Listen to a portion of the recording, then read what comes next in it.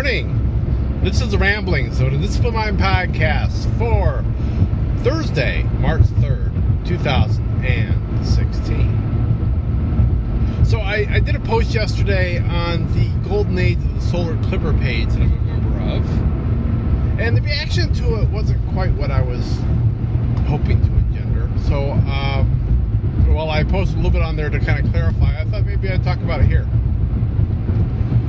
What I was doing was, as I was clearing snow yesterday morning, I got thinking about the similarities between Downton Abbey and Nathan Lowell's Trader's Tale series. So I am crossing the stream on two very distinct fandoms. So what I'm going to do is I'm going to talk a little bit about the two of them, and then I'm going to talk about what I felt were kind of similarities. Just for chuckles. Which is why I do anything here. So, Downton Abbey. If you are not aware of what Downton Abbey is the name of this English manor that's out in Yorkshire. And so you have the family that lives there that, has lived there for generations. I think he's an earl. The man of the house is the earl of something. And then you got his wife, and he's got daughters, and his mother lives nearby, and all this stuff. And it starts taking place in 1912, and then it goes through World War I into the 20s. And, they have servants there, and that are doing a number of various jobs, and there's a fairly stiff hierarchy. You've got the butler, who's in charge of all the servants. Under him you got under butler. You've got footmen, who are the people that serve the food at dinner and lunch and things like that. You've got maids. You got upstairs maids and downstairs maids. They're like cleaning stuff. You've got ladies' maids and valets who are taking care of the upstairs people's clothes and helping them dress.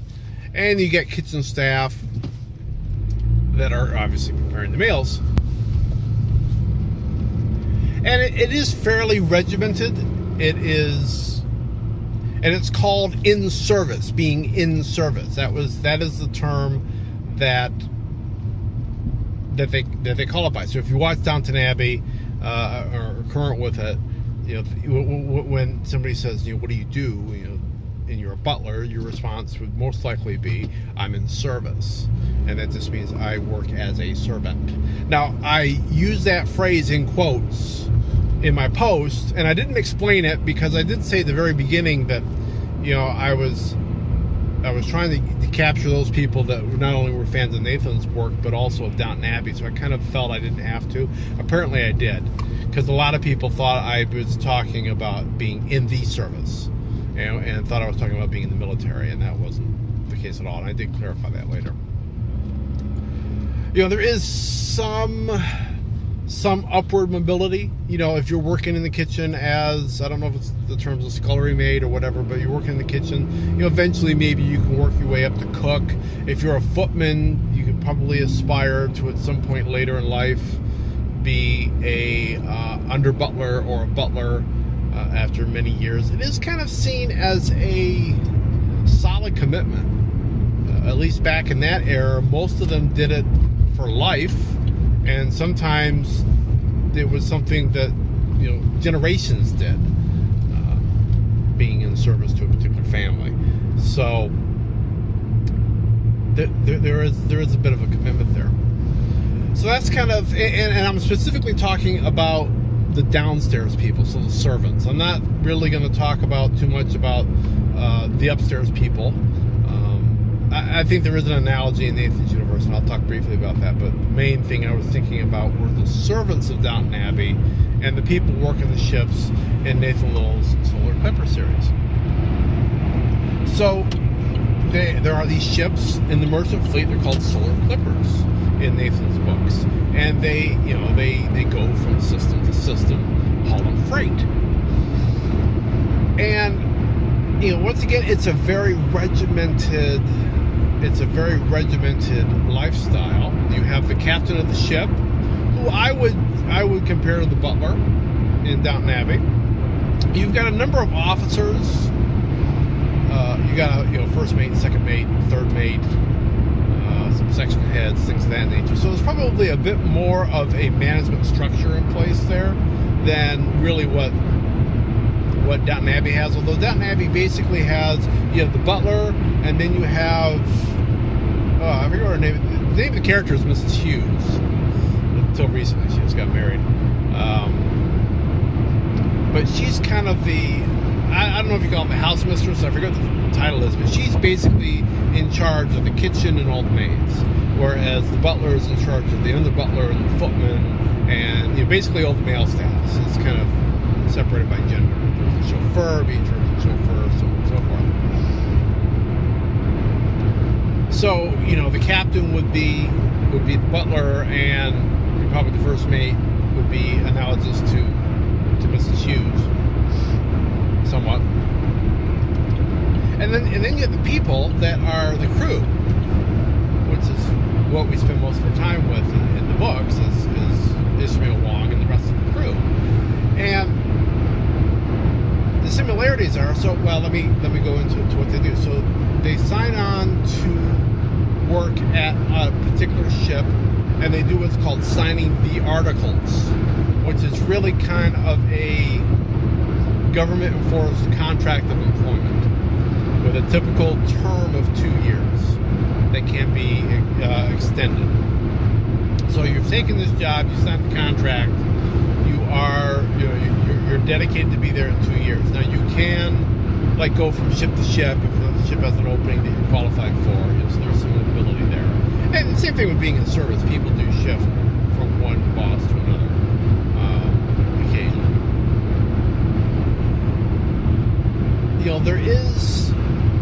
There are different divisions.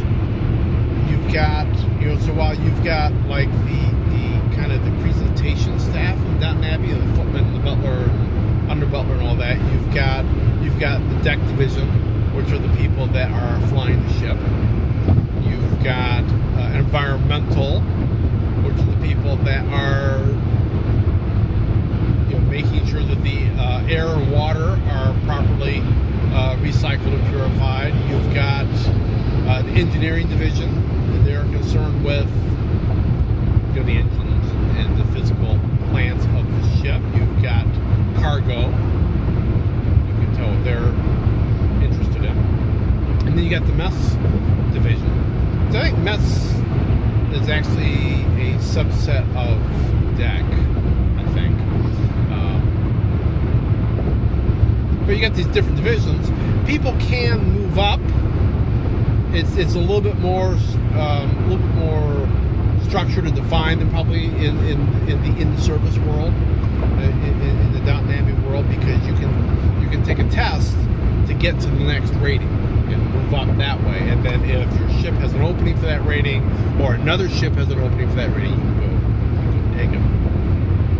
So, the things that struck me as similarities between these two very different worlds is that, first of all, you do have a defined hierarchy there, and that you have people in charge going down. Now, as far as the upstairs people on Downton Abbey, I would probably consider them to be analogous to the owner of the fleet in Nathan Lowell's universe. For the most part, we don't see them. In some of the later books, we see the owner of who Ishmael is serving at that time.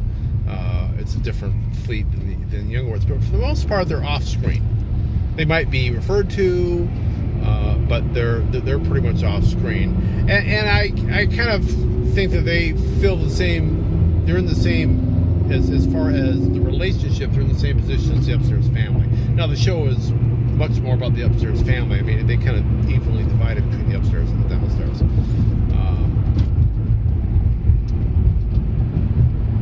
There is a sense that you are doing this for a set time. You've got the time limit provided by the articles in Nathan Lowell's world.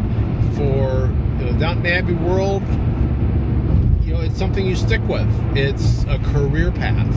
It's a lifestyle. In both, you work a lot of long, hard hours. 12-hour shifts are not unusual when in Nathan's world in certain circumstances. And obviously, if you are a lady's maid, you are getting your lady up in the morning and serving her breakfast. Now, I don't think that's too early most of the time, but you're also working with her throughout the day, because back in those days, ladies changed 4 or 5 times at least, and you're got to be there to help get them ready for bed. So it's probably got to be a very long day. I would think it's probably got to be 10 to 12 hours easy, it looks like. Plus, then you've got to be working on shining the shoes and doing any mending that has to happen and all that kind of thing. So they both share long hours going on there. And something popped into my head. Well, we definitely have everybody has a responsibility, and they stick to that responsibility. It is regimented in that way. If you are working in the kitchen, you're working in the kitchen. You are not upstairs, dusting, and vice versa. If in Nathan's world, if you work on the mess deck, typically speaking, you aren't down in environmental working, or you aren't on the bridge working. You are doing your job, whatever that may be. So it's very regimented that way, and that's something else they both share.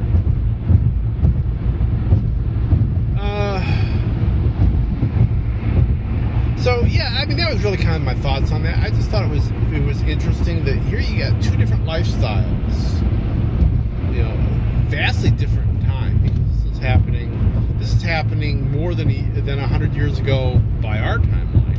And I forget, I think Nathan's world is supposed to be out like another 400 years or something like that, 400 or 500 years.